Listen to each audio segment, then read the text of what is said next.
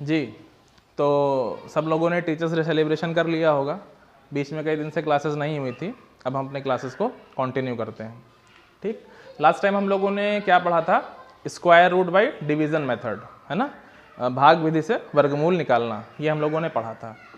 तो पीछे की सारी चीज़ें आप रिवाइज़ करिए, आगे हम धीरे धीरे बढ़ते रहेंगे। अब हम लोग चल रहे हैं एक टॉपिक पे जिसको बोलते हैं एलसीएम और एचसीएफ। सबने नाम सुना होगा, ठीक, और कैलकुलेट भी कर लेते होंगे कुछ लोग। तो अब हम जरा इसका परिचय कर लेते हैं कि ये कैसे कैसे इसका नाम इतना बड़ा एचसीएफ या एलसीएम पड़ा। ठीक, क्या इसका फुल फॉर्म होता है, क्या इसका नाम होता है, ठीक है, ये सारी चीज़ें हम समझते हैं। तो एलसीएम एचसीएफ पढ़ने से पहले हमको जो सबसे ज़रूरी जो दो चीज़ें जानने वाली हैं वो ये हैं कि एक चीज़ फैक्टर, उसका नाम है फैक्टर। फैक्टर का नाम सब लोगों ने पहले सुना हुआ है ना, लेकिन उसके साथ लगा होता था प्राइम फैक्टर, एक शब्द लगा होता था प्राइम, है ना, अभाज्य गुणनखंड। ठीक, यही तो पढ़ा था। उसमें क्या था कि सारे के सारे अभाज्य संख्याएं आती थीं। ठीक, अब हम सिर्फ और सिर्फ फैक्टर पढ़ने जा रहे हैं। क्या पढ़ने जा रहे हैं? फैक्टर। फैक्टर का दूसरा नाम होता है बेटा डिवीजर। क्या होता है? डिवीजर। तो इंग्लिश में इसके दो नाम हुए, एक तो फैक्टर, दूसरा डिवीजर। और देखो इसका जो हिंदी नाम था तो गुणनखंड आपने पीछे भी सुना था ना, वहां लेकिन अभाज्य गुणनखंड था चूंकि प्राइम वर्ड लगा था। यहाँ पे प्राइम तो लगा नहीं है, तो सिर्फ और सिर्फ क्या माना जाएगा? गुणनखंड। और इसका दूसरा नाम एक आ जाता है अपवर्तक। क्या? अपवर्तक। तो ये जो फैक्टर भाई साहब हैं, इनके इंग्लिश में भी दो नाम है और हिंदी में भी दो नाम है। ठीक, जो हमको बार बार देखने को मिलेंगे। इसी फैक्टर का एक भाई है, उसका नाम है मल्टीपल। क्या नाम है? मल्टीपल के भी दो नाम होते हैं। जैसे हिंदी में इसका नाम है गुणनखंड, तो इसका नाम होता है गुणज। क्या होता है? गुणज। इसका नाम है अपवर्तक, तो इसका नाम हुआ अपवर्त। क्या सबको नाम समझ में आ गए? कॉपी पे लिख लीजिएगा और इसको अच्छे से याद कर लीजिएगा, क्योंकि नाम में बहुत कंफ्यूजन होती है। ठीक है, आगे चलते हैं। अब बात आती है कि क्या होता है फैक्टर और क्या होता है मल्टीपल। ठीक, तो सीधी सीधी बात हम ये समझते हैं कि जब हम लोगों ने फैक्टर देखा था तो वो हम लोगों ने प्राइम फैक्टर देखा था, तो उसको चुपचाप हम भाग करना शुरू करते थे, जिससे संख्याएं कट जाती थी ना।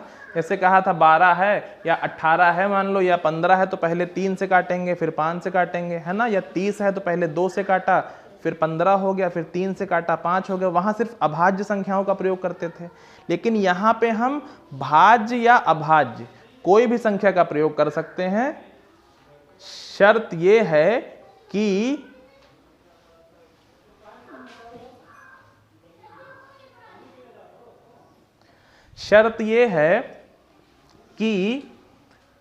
वो उसको भाग करे।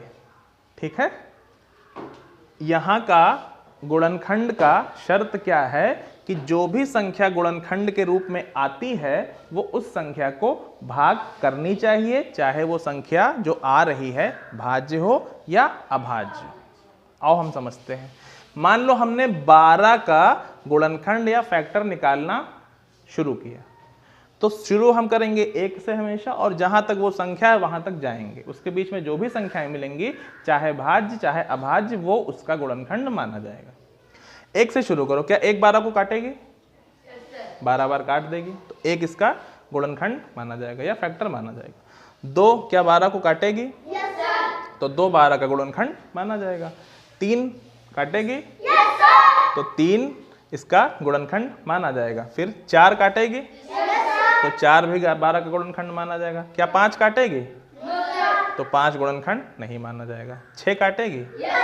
तो 6 माना जाएगा। 7 8 9 10 11 12, तो 12 भी इसका गुणनखंड माना जाएगा।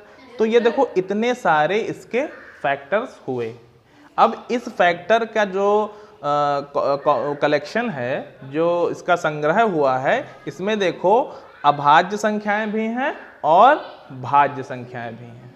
ठीक, इसीलिए इसका नाम सिर्फ फैक्टर है, ना कि प्राइम फैक्टर, ना कि कंपोजिट फैक्टर। ठीक, बात समझ में आ गई। और एक बात देखो, अच्छा एक बात समझो, ये जो फैक्टर है, कहा कि इसको थोड़ा परिभाषा इसकी बना दो। तो परिभाषा देखो कैसे बनेगी, ये जो 1 है क्या 12 को भाग कर देगा, पूरा पूरा भाग कर देगा, भाग करके देखेंगे तो पूरा भाग कर देगा। क्या 2 12 को पूरा भाग कर देगा, 2 छंग 12 पूरा, 3 4 6 12। तो हम यहाँ पे क्या देख रहे हैं कि जो फैक्टर्स होते हैं, बहुत ध्यान से समझना, क्या देखा कि जो फैक्टर्स होते हैं वो जिस संख्या के फैक्टर होते हैं, ठीक, यानी कि संबंधित संख्या को, इसलिए हमने इसको बड़ा ना लिख के एक बबल बना दिया है, ठीक है। इस संख्या का मतलब क्या हुआ, जिसके ये फैक्टर हैं, ठीक है। तो क्या कहा, फैक्टर्स अपनी जिसके वो फैक्टर हैं उस संख्या को, इस संख्या को पूरा विभाजित करते हैं। विभाजित माने भाग करते हैं, और ये बात हो गई। बात समझ में आई। तो फैक्टर का मतलब क्या हुआ कि वो जिसके भी फैक्टर होंगे वो उसको, उस संख्या को पूरा विभाजित कर देंगे। कोई दिक्कत किसी को? फैक्टर वाली बात समझ में आ गई। अब फैक्टर का भाई मल्टीपल भी था, उसने कहा भाई हमारे भी बारे में बताओ। फैक्टर की बात समझ में आ गई ना। मल्टीपल देखते हैं, तो बेटा मल्टीपल का सीधा मतलब होता है पहाड़ा या टेबल, ठीक। जैसे हमने यहाँ पे 12 का फैक्टर निकाला था, वैसे अगर हमसे कहे यहाँ पे 12 का भैया मल्टीपल निकाल दो, तो हम कुछ नहीं करेंगे, सीधा 12 का पहाड़ा पढ़ना शुरू कर देंगे, ठीक। बोलो 12 का पढ़ाता ना सबको, 12 का एकम 12, 24, 12 3 36, 48, 60, जहां तक उसका आता हो, ठीक। इंग्लिश में 12 1 जा 12, 12 2 जा 24, 12 3 जा 36, 12 4 जा 48, 12 5 जा 50, 60, और आगे ये चलता जाएगा। कोई दिक्कत तो नहीं किसी को? तो किसी का भी मल्टीपल बोलेगा तो हम कहेंगे क्या होता है मल्टीपल, माने पहाड़ा या टेबल, ठीक। अब देखो जैसे इसकी परिभाषा बनी थी, इसकी भी परिभाषा बननी चाहिए। अब एक बात समझो, जैसे यहाँ पे जो फैक्टर्स आए थे वो इस संख्या को पूरा विभाजित कर रहे थे, लेकिन यहाँ पे देखो जो मल्टीपल आ रहा है, देखो 24, क्या 24 12 को विभाजित कर पाएगा? नहीं कर पाएगा, है ना। लेकिन क्या 24 को 12 विभाजित कर देगा? कर देगा ना।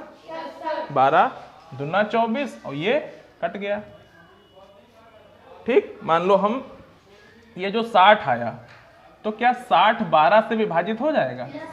12 पंचे 60। कोई दिक्कत किसी को? तो इसकी बेटा परिभाषा देखो क्या बन सकती है कि जो मल्टीपल्स होते हैं, ध्यान से समझना, ये सारे, ये जिस संख्या के मल्टीपल होंगे उस संख्या से, जैसे कि 12 के मल्टीपल थे ना जी, तो हम लोग ये देख रहे थे, हमने कहा कि जैसे मल्टीपल का मतलब है ये 12 का पहाड़ा हमने लिख दिया।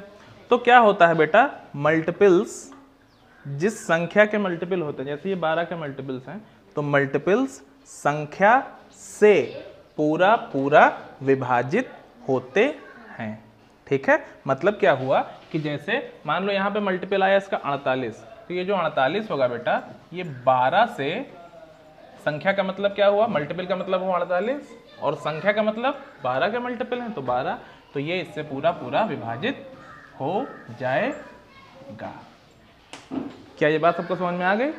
तो ये फैक्टर और ये मल्टीपल सब लोग अच्छे से समझ लीजिएगा, ठीक।